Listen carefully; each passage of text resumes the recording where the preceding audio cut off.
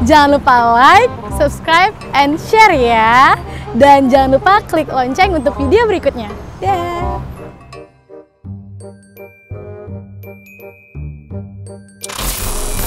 Assalamualaikum warahmatullahi wabarakatuh. Halo kawan-kawan semua, kembali lagi bersama Ami. Kali ini kita akan melakukan bincang-bincang bersama orang tua Saga, yaitu seorang anak SD yang sangat berprestasi. Dia sudah menerbitkan buku nih. Kawan kan bisa lihat sendiri, judulnya itu Cerita Saga. Nah, oke, saya panggilnya Bunda aja nih ya, Bu, supaya lebih akrab gitu kan. Bunda bisa perkenalkan diri ke teman-teman dan orang tua di rumah supaya semuanya bisa kenal juga sama Bunda. Ya, terima kasih Kak Ami. Iya, sama-sama. Bismillahirrahmanirrahim. Assalamualaikum warahmatullahi wabarakatuh. Selamat siang para bunda dan adik-adik yang berada di seluruh Indonesia yang menyimak acara kita hari ini. Masya Allah, semangat luar biasa karena hari ini ada Kak Ami di samping saya. Oke, jadi nih kan si Saga juga udah nerbitin buku kan. Ami penasaran nih, gimana sih awal mula ceritanya kenapa si Saga ini mau menulis gitu, Bu? Iya, Masya Allah ya, kalau Saga ini bukan mau menulis bahasanya, tapi hobi. Jadi menulis ini bagian dari hobi Saga yang itu sudah muncul sejak dia begitu bisa mulai baca dan tulis. Ya, mulai dari kelas 1 SD dia sudah suka nulis segala macam dan itu di dalam setiap buku yang ada sama dia. Nah, kemudian bakat ini makin muncul pada saat dia kelas 3. Kelas 3 SD itu dia sudah ngambilin buku-buku mamanya, buku ayahnya yang kosong, kemudian ditulisin gitu, kadang digambar-gambar, sampai akhirnya saya ngelihat bakat ini harus disalurkan.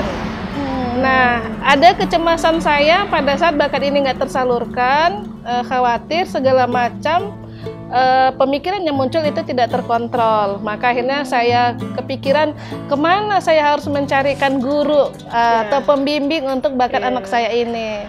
Sampai Masya Allah waktu itu saya lihat postingannya dari Ruang Menulis gitu ya, dalam salah satu grup WA yang gitu, di situ menceritakan hari ini kegiatan Ruang Menulis Binjai. Masya Allah, jadi sejak itu saya langsung chat Bu Ika ya sebagai mentor dan sekaligus founder dari Ruang Menulis Binjai, dan ngobrol gimana supaya anak saya Saga ini yang masa itu masih kelas 4 SD, bakat ini tersalurkan gitu.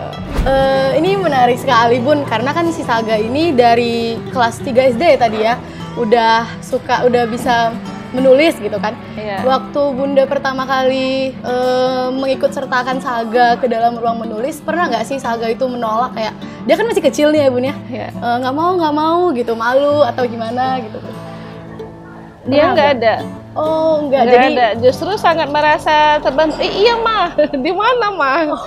Antusias gitu. Iya, langsung semangat karena dia langsung berpikir, mah ini kan tulisan Saga udah banyak kali mah. Mama Saga pengen ini tulisannya semua ditemukan. Nah gitu, dia langsung seperti menemukan seperti bintang gitu ya. Wah, ternyata tulisan selama ini dibuat itu bakal jadi satu buku gitu. Yang dia memang juga hobi baca gitu kan. Nah, Saga ini selain hobi nulis, dia juga hobi baca gitu. Berarti ini juga termasuk kemauannya Saga gitu ya? Iya, ya artinya saya sebagai orang tua ya, para bunda dimanapun berada, saya alhamdulillah tidak terlalu merasakan kesulitan gimana caranya memotivasi anak untuk memiliki salah satu hobi yang tidak lazim untuk usia anak-anak gitu. Kenapa? Ini sudah bakat dari dalam dirinya sendiri gitu. Nah, jadi para bunda dimanapun berada yang melihat potensi anak kita, jangan malu dan jangan sungkan. Ayo kita bantu dia untuk muncul ke permukaan menjadi sesuatu yang lebih bermanfaat untuk orang banyak gitu lah. Ini Bun, gimana sih cara Bunda supaya tetap membuat Saga ini happy gitu? Karena kan mungkin aja ada situasi di mana dia jenuh, karena kan dia masih sekolah, banyak tugas sekolah mungkin, terus dia harus tetap menulis gitu. Ada nggak sih Bunda punya cara khusus untuk itu? Iya, Masya Allah ya, kalau dibilang beban menurut saya tidak terlalu terbebani karena apa? Dengan kondisi juga pandemi ya. Iya. Pembelajaran itu daring gitu kan. Jadi akhirnya dia lebih banyak berada di rumah. Di awal-awal pandemi saya langsung minta ke pihak sekolah untuk dia tidak berkegiatan di sekolah. Jadi saya sebagai orang tua yang memilih anak lebih baik tidak usah sekolah, bagus dia di rumah dengan pembelajaran daring gitu. Kurang lebih sampai sekitar 3 bulanan dia fokus di rumah, hanya belajar dari rumah. Setelah itu baru masuk ke sekolah yang bertahap pembelajarannya. Nah, kalau untuk kesibukannya dari kegiatan belajar dengan rutinitas sekolah gitu, alhamdulillah sekolah anak-anak yang tidak ribet dengan banyaknya PR. Jadi itu memang sedari awal ya, alhamdulillah Saga ini bersekolahnya di SDIT Al Hijrah Laudendang, yang saya lihat dari awal gitu kan, pembelajaran mereka ke anak-anak itu tidak membebankan PR. Berarti di rumah semasa daring Saga itu produktif untuk menulis gitu ya, iya. Bunda ya. Dan dia jenuhnya itu pada saat dikoreksi, ya namanya anak-anak wajar ya, pasti aduh kok dikoreksi, aduh apalagi nih yang salah, itu wajar ya, setiap bukan anak-anak ya, kita juga sebagai orang dewasa pada saat dikoreksi dan dikritik kadang kita nggak siap, kesel ya Bunda ya. gitu. Nah dia juga demikian gitu kan. Aduh kok salah sih Ma, apa nih yang salah Ma, harus kayak mana Ma. Nah seperti itu. Dan alhamdulillahnya ya Bu Ika juga sabar ya ngebimbing Saga gitu, dan Masya Allah sampai akhirnya terbitlah buku ini gitu kan. Ada nggak sih Bun nih cerita menarik yang bisa dibagikan untuk teman-teman di rumah, mungkin juga penasaran perjalanan Saga selama menulis buku ini? Ya, yang paling kerasa gitu ya. Nah, karena Saga ini adalah penulis pemula yang juga tidak banyak pengalaman, kalau saya bilang yang paling sangat dalam pemikiran saya sebagai orang tua harus terus memfasilitasi dia gitu ya dalam pengembangan bakat menulis. Karena yang paling terasa terganggu itu pada saat dia harus mendeskripsikan sesuatu yang dia nggak pernah lihat. Nah, itu yang sangat berkesan di saya. Jadi saya sebagai orang tua artinya kepikiran nih, saya harus memberikan fasilitas lebih. Contohnya seperti apa? Misalnya dia suka tuh kan berimajinasi, dia harus melakukan perjalanan ke luar negeri. Nah, pastinya dengan keadaan kami gitu, kami dan pandemi juga kan tidak harus bisa sering ke luar negeri gitu ya, apalagi susah ya Bun ya. gitu. Nah, jadi dengan hal-hal demikian artinya kita sebagai orang tua mungkin memfasilitasi dia bebas berselancar di Google gitu kan, bebas berselancar ngelihat langsung dari YouTube atau sebagainya. Nah, dengan keterbatasan itulah yang saya ngelihat harus kami sebagai orang tua harus memberikan ruang lebih kepada dia untuk bisa ngelihat walaupun itu dari sosial media gitu, walaupun secara abstrak gitu, tapi dia bisa ngelihat langsung. Nah, itu yang paling terasa pada saya pada saat dia harus mendeskripsikan segala sesuatu yang dia belum pernah lihat langsung. Itu biasanya selalu dalam tulisan itu kaku.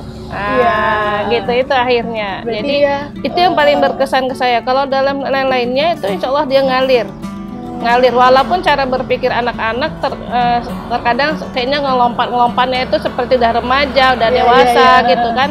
Nah, itulah yang kalau menurut saya itu bagian dari tanggung jawabnya guru mengarahkan gitu kan. Nah, kalau saya tinggal ngelihat apa yang bagian dari kelemahannya, itu yang saya coba bantukan untuk dikembangkan menjadi lebih maksimal. Berarti dari cerita Bunda tadi nih, teman-teman, Saga ini termasuk orang yang produktif dalam menggunakan media sosial ya Bun ya. Berselancar di Google, internet ya Bun ya. Dan Ami mau tahu nih, ada nggak sih hambatan yang paling Bunda rasakan kayak di mana saat-saat paling sulit menurut Bunda untuk membimbing Saga nih dalam menulis? Ya, namanya juga anak-anak pastinya terkait dengan bad mood ya.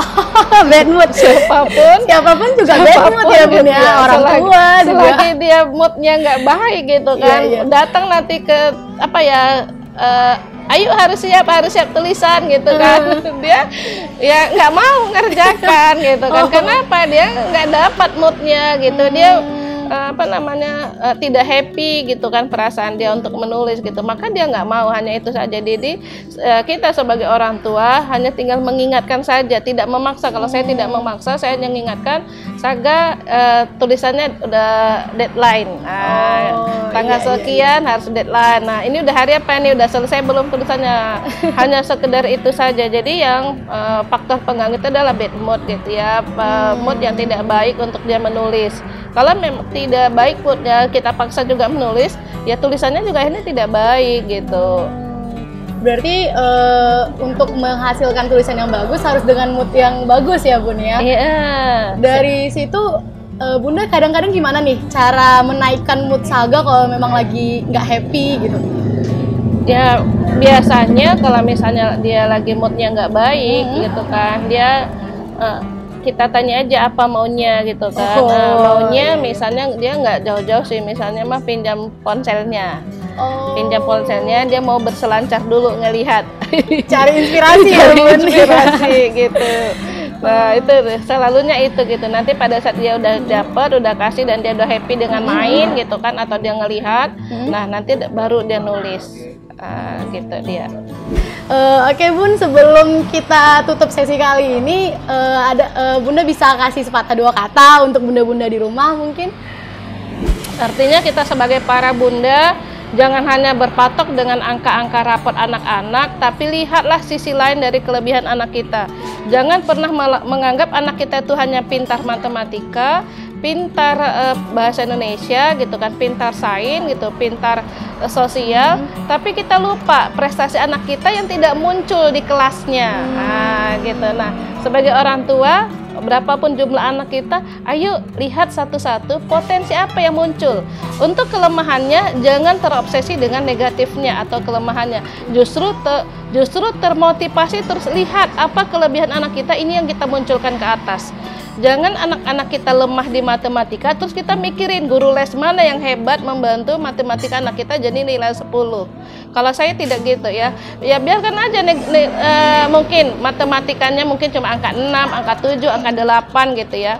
Tapi kelebihan apa yang menonjol di situ? Misalnya daya hafal dia kuat, oke silahkan cari. Kalau harus ke rumah tahfidz kan menghafal Quran, silahkan dia menghafal Quran. Kalau dia hobi menulis, silahkan salurkan hobi menulisnya seperti itu ya Kak Ami. Iya. Jadi teman-teman, dari yang Bunda bilang tadi berarti orang-orang tua di rumah juga harus fokus terhadap kelebihan anak ya Bun ya. Jangan fokus ke kekurangannya aja yang harus inilah, harus itulah gitu. Dan kemampuan anak juga bukan berdasarkan akademik aja ya Bun ya, non akademik juga. Apalagi kan anak itu lebih lama bersama orang tua daripada di sekolah gitu ya Bun. Oke, terima kasih ya Bunda yang keren sekali udah menyempatkan waktunya datang ke sini. Ya, baik kawan-kawan semua. Sekian dulu sesi kita bincang-bincang hari ini bersama Bunda Jamilah tadi. Oke, tadi kan Bunda Mila ada menyebutkan soal Ibu Ika ya dari Ruang Menulis. Kawan-kawan pasti penasaran kan, siapa sih sosok Ibu Ika itu sebenarnya?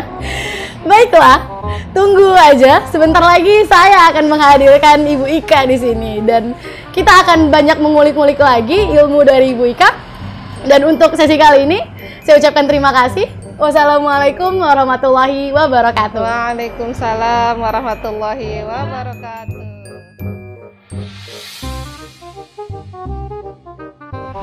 Follow Instagram Ami ya di @wkly_13. Dadah!